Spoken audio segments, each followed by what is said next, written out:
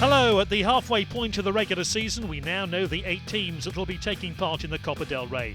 On Monday, the draw for the quarter-finals was made. Look out for some big games, including a classico. Estudiantes and Barcelona clinched the last 2 Copa del Rey spots. Estudiantes were helped by Obradoiro's defeat at Joventut. Real Madrid and Caja Laboral are first and second in the standings. The Whites have lost just 1 game. Caja Laboral have won their last 9 outings.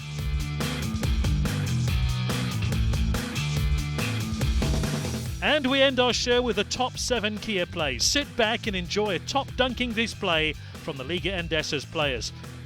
Hello and welcome to this week's Liga Endesa magazine, packed with all the best action from round 17.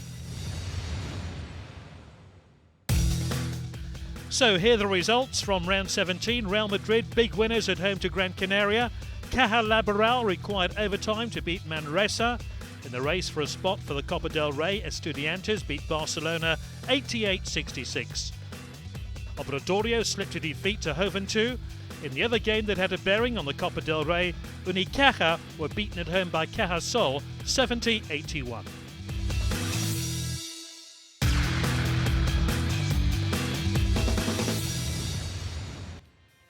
First, let's take a look at the Copa del Rey draw, which was made on Monday. The event will be held from the 7th to the 10th of February. Local athletes like former world marathon champion Martin Fiz and Olympic medalist Maida Under did the honours. The draw was made both for the quarter-finals and the semi-finals of the knockout tournament. Real Madrid and Barcelona will meet in the last 8. The winners of that tie will face the winners of the game between Caja Laboral and Zaragoza. In the other half of the draw, Valencia will face Estudiantes and Gran Canaria will meet Bilbao Basket.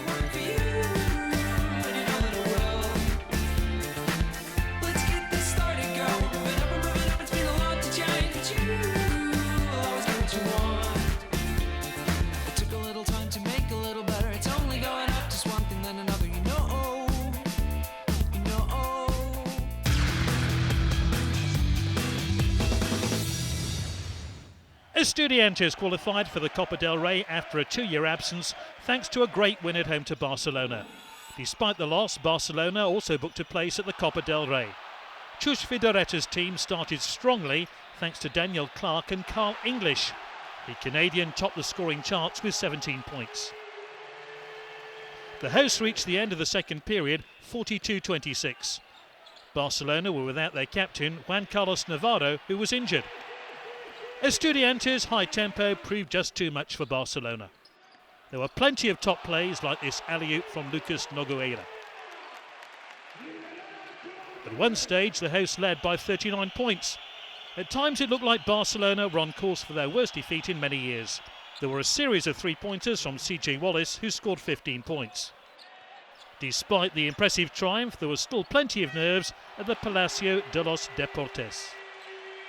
Estudiantes won, but they now needed Obradoiro to lose away to Joventut. The Estudiantes players remained on court as they waited for the result. The home fans who stayed behind kept in touch with what was going on thanks to the PA system.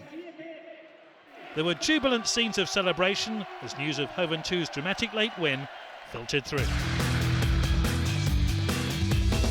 The other main focal point was Badalona. Obradoiro slipped to a 2-point loss to Joventut.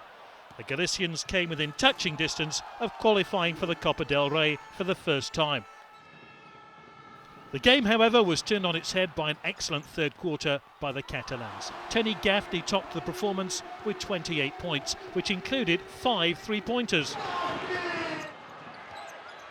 Corey Fisher helped his compatriot with 16 points. Joventut led their opponents going into the closing stages. The home team built up a 15-point lead, but Obradoiro were not going to give up their hopes of a Copa del Rey spot easily. 2 3-pointers from Benjamin Dewar in the space of a minute set up a grandstand finish. With barely any time left on the clock, Joventut lost possession. Andreas Rodriguez failed to send the game into overtime. Obradoiro's loss means that Estudiantes, who beat Barcelona, clinched that final 8th spot.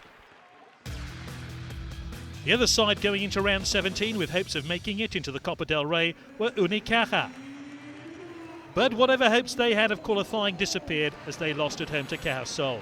It was an open Andalusian derby that wasn't decided until the final quarter. Lukas Zoric, who ended the game on 16 points, dominated the paint during the first half. The visitors found a reply in Luka Bogdanovic, who punished the hosts from outside the arc. Unicaja moved ahead once again thanks to some great plays like this alley-oop between Marcus Williams and Fran Vasquez. Cajasol collected a third straight win that lifts Ayeto's side away from the drop zone.